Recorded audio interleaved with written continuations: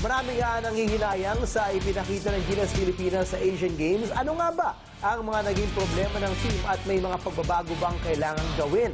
Para pag-usapan yan, kasama natin ngayong gabi ang basketball vlogger na si Enzo Flojo. Enzo, welcome back to The Score. Hey, Tej. At bago natin pag-usapan itong mga idea na ito, paglilinaw lang, mga suggestions. Yes. Hindi po kami magmamarunong na dapat ito gawin.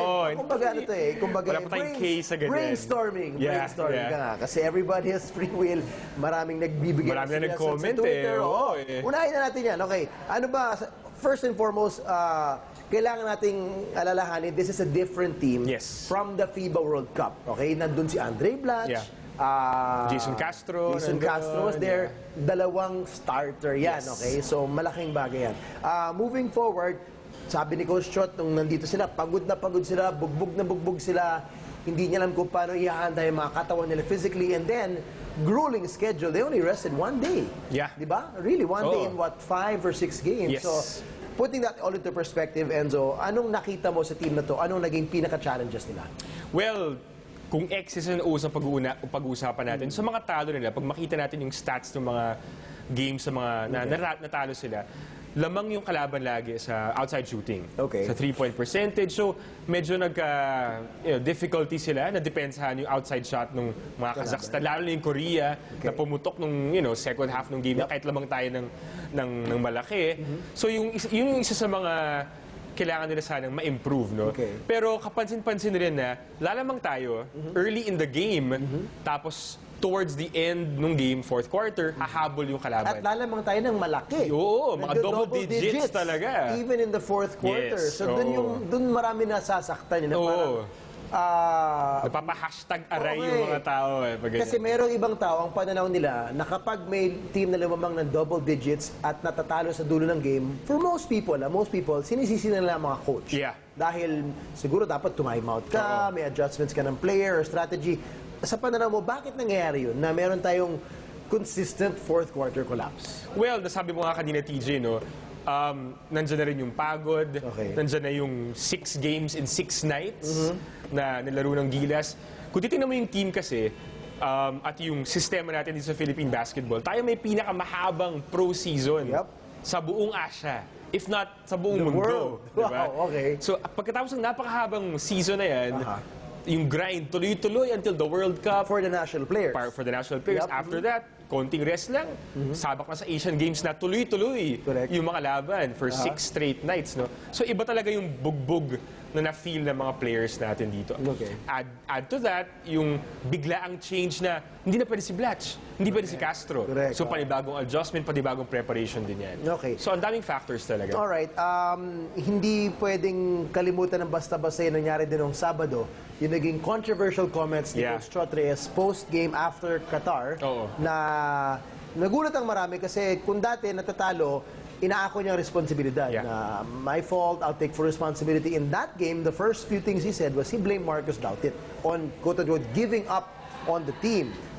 Anong pananaw mo tungkol dun sa una, the way the statement was done? Kasi some people said, sa talk and text, matagal lang ganyan yun. Ginagawa niya yun sa may habit talaga na calling out players who don't play pero you're doing that with locals and you're doing that with a gap between games. Ito, wala pang iba yung 24 hours. Nito 24 hours, laban ka na agad. And it's for dear life. Okay? Hindi siya basta kung anong game lang. So ano nag-reaction mo dun sa style ng pagsabi ni Coach Chot kung pang-motivation ba man ito or what not?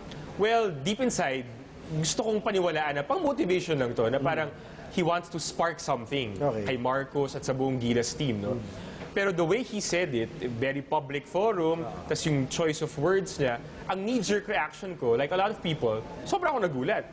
Sobra ako nagulat na, bakit parang lahat ng sisi binabaling sa, sa isang tao na kay Marcus Doutit, no?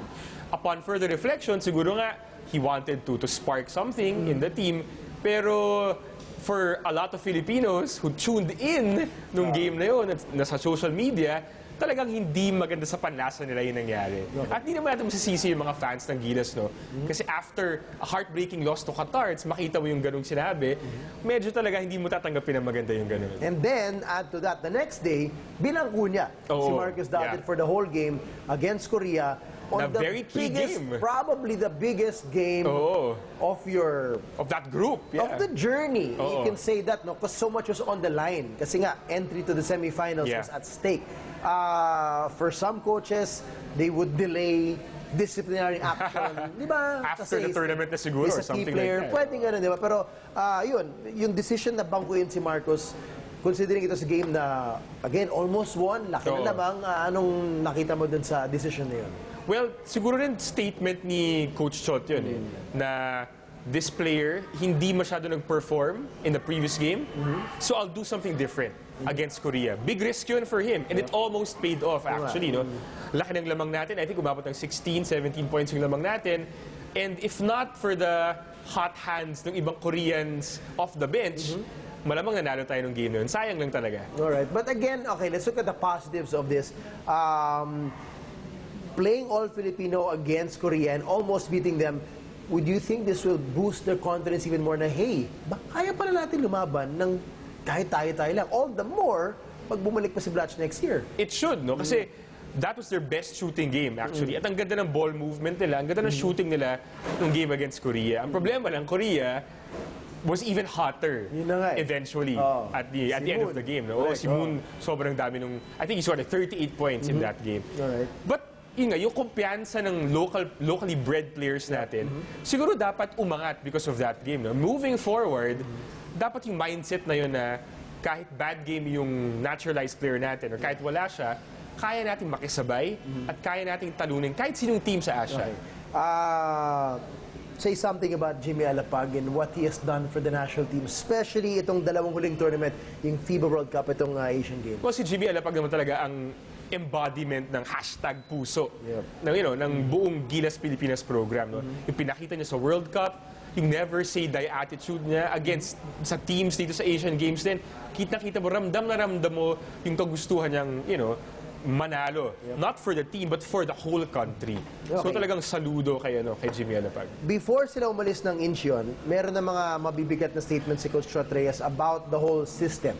Sabi niya, kita niyo nagawa namin, muntik na sa World Cup, kahit kakaunting panahon na nakapaghanda, siguro panahon na raw para pag-isipin na mabuti ng PBA, ng SBP, kung paano makapagsama-sama. Pati yung mga college leagues, maayos yung schedule to focus on free time to play international tournaments. Your thoughts on that na tayo lang ba? For one, nasabi mo tayo lang may pinakamahaba. Tayo pinakamahaba talaga. Tayo lang din bang nananagasa, so to speak, ng international play dates na normally nananaro ng FIBA? Yes. In a word, yes. Tayo lang talaga. I mean, kung tinan mo talaga lahat ng programs ng teams sa Asia, at least lahat ng top teams, tayo may pinakamahabang pro conference or pro season. Tapos yung college league natin, swak sa international basketball calendar. Siguro for business purposes talaga sa atin, kailangan gawin yun. Pero kung gusto natin ng mas matinding chance na mag-succeed in international basketball, hindi yung pa-happy ako, make it long-term and may continuity, kailangan talaga something big will have to change in the way we do basketball in the Philippines. Kasi the talent's there, obviously the talent's definitely. So kung mas mahasa to with exposure, constant exposure, you think it can even go higher? Oh, definitely. No? I'll be very surprised kung hindi tayo makapasok sa 2019 World Cup. I'll be very surprised if we don't, contend for a medal in every tournament moving forward. Especially madami tayong young players na magagaling din coming up the ranks. And to end this, ang sabi ko nga sa mga kaibigan ko, hindi tayo katulad ng Spain na natalo sila sa World Cup, 4 years silang magdudusa. Or yung Brazil na hindi nag-World Cup champion sa football, 4 years sila magdudusa. Tayo po, 1 year lang. Kasi, next year, may laban ulit. FIBA Asia Championships. At mas mabigat yung premyo niya. Oo, kasi pag nanalo ka sa FIBA Asia Championships sa 2015, ang prize mo, Olympic slot sa Rio Olympics sa 2016. You think we'll contend with Blatch definitely. back? Definitely with Blatch back. If we start our program siguro mga April pa lang, then I think we have a very, very good shot of contending for that one Asian slot in the Olympics. Alright, konting diis lang po. Konting tulog na lang. Dadaan ng Pasko, April na ulit. Talaga tayo. Enzo Flojo, maraming salamat. See you again on the score. Thanks, Deej. Thank you. When we return, Phil-American fighter na si Chris Carriazo, dinaga sa UFC 178. Stay with us.